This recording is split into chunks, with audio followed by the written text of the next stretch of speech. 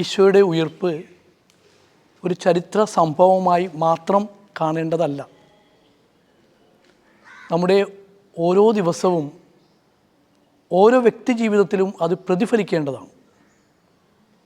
ശരീരത്തിൻ്റെ ഉയിർപ്പ്, ജഡിക ആസക്തിയിൽ നിന്നുള്ള വിമോചനം, മനസ്സിൻ്റെ ഉണർവ്, പോസിറ്റീവായിട്ട് ചിന്തിക്കുവാനുള്ള കഴിവ്, പാപത്തെയും ലോകത്തിൻ്റെ പ്രതിബന്ധനങ്ങളെയും പ്രലോഭനങ്ങളെയും തള്ളിക്കളയുവാനുള്ള ധൈര്യം, മറ്റൊരു വിധത്തിൽ പറഞ്ഞാൽ ആത്മാവിൽ നിറഞ്ഞ് ജീവിക്കാൻ സാധിക്കുക. ഈശോയുടെ ജീവിതം മുഴുവൻ ആത്മാവിൽ നിറഞ്ഞ ജീവിതമായിരുന്നു.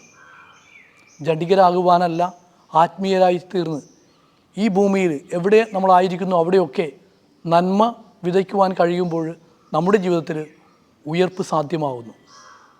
നിങ്ങൾക്കേവർക്കും ഈസ്റ്ററിൻ്റെ എല്ലാവിധ മംഗളങ്ങളും നേരുന്നു.